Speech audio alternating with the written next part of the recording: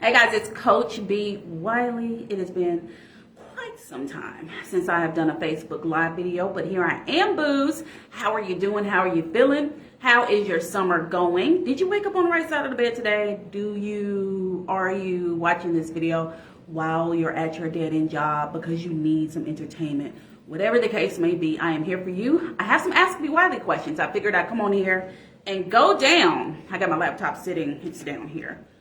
There it is. I got my laptop for you guys, and I just wanted to answer some Ask B Wiley questions. You know, that's, if you don't know now, you know that is a segment that I typically do on my YouTube for the most part, but sometimes I'll come over here on Facebook, and then I'll just share this video on my YouTube as well. So for those of you who are sliding on in here, I don't know how many gonna get to see this because the ban is still on. My shadow ban is still on. So I had 2,600 followers. And then I got into the shadow ban and I lost at least 100. So I'm at like 2511 right now. Nonetheless, we're going to talk to whoever is willing to watch. So the first question, and these questions are from Quora.com, Quora.com. If you ever want to ask me a question, feel free to do so. Dating, relationship, communication, breakup questions. So the first one is, how can I move on from a no-label relationship that ended in a cold communication? When I first saw this, I was like, this is probably like a friends with benefits type of thing. Have you ever met a guy that you're dating? You like him.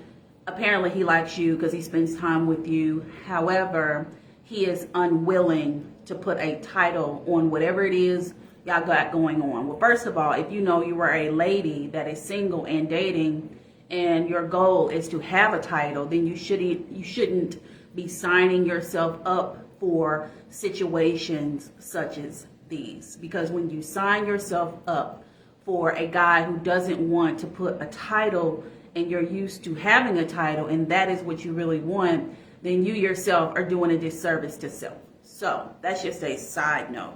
If you feel like you're in a situation, my computer is giving me a message. If you feel like you're in a situationship and you knew from the jump that you wanted to ultimately be in a relationship, then stop lying to yourself and actually get with people who are like-minded, who don't mind putting titles on things. So as far as being in a no-label relationship and ending in cold communication, that just means they're done and they don't want to be with you, period, point blank. They got what they got, now they don't want it no more, and they about their way. And that is okay. So when you're in a no-label relationship and cold communication, when I think about that, I just think they're ghosting you. So they probably went from talking to you every day, all the time, to skipping some days, then skipping weeks. Then that sounds like they're like a ghost. So, hey, just let them fade into the background. So there's nothing you can do. But as far as moving on, you just take it one day at a time. Put one foot in front of the other. Don't follow them on social media. Disengage from talking to them and just move right along. So that was the first question. All right, let me move to the next one. And this one right here is toxic.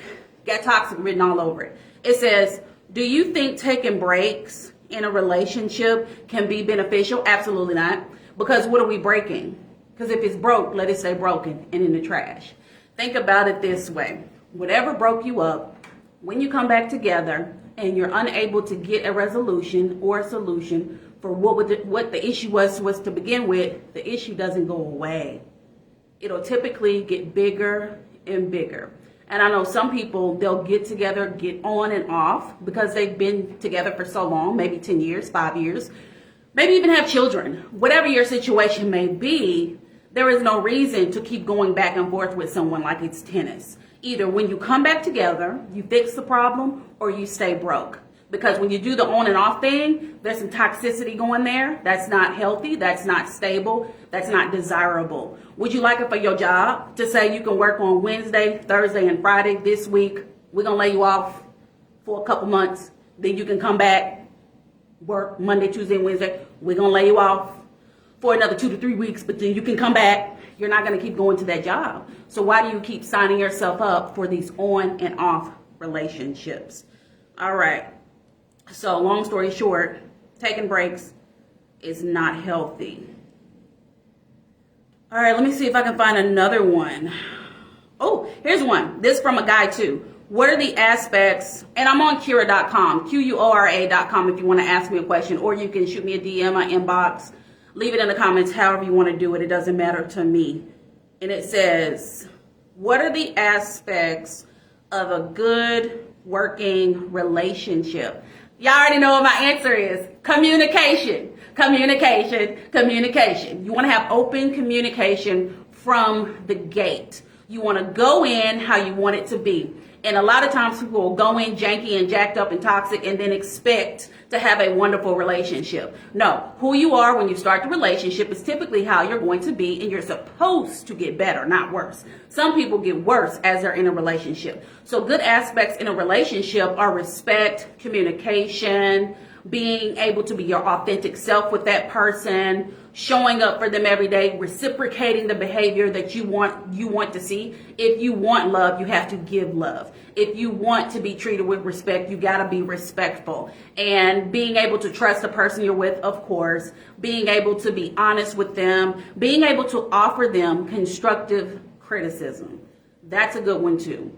A lot of people are unable to receive constructive criticism. They get a lot of pushback, they get on the defense, they point the finger back at you, and that's a big red flag.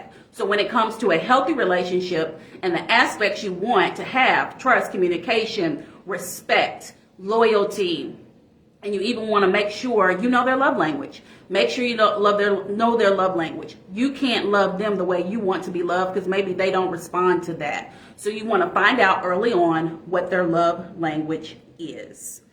All right, now what's the next one? What is the secret to having a better relationship in the future? The secret is to learning from your mistakes and addressing your mistakes and your flaws from the past and previous experiences you've had with other people. That's how you got to do. This is what I did. From my previous experiences, when I was dumb and green and gullible, I had to look at those experiences and say, hey, self, why was you so silly-fied with those guys in those relationships or situationships? Why were you so green? Why were the hearts in your eyes so gigantic, girl? And so I had to go back and revisit those uncomfortable moments and ask myself and ponder on why I would like the certain type of guys that I was liking, because they were doing me no justice nor benefiting me in any way. So the best way to increase your chances of having a better relationship in the future is to always ponder on the past. And when I say ponder, that don't mean you're about to go and bust somebody's windows out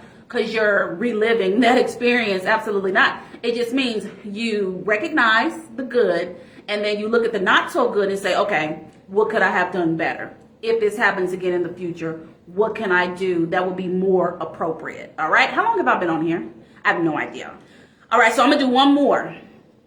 So tell me, guys, what you're thinking in the comments about, I haven't looked at the comments, but tell me what you're thinking about in the comments so I can know what's good. All right. Let's see. What is this?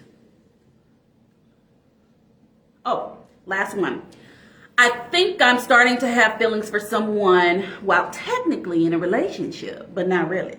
What should I do?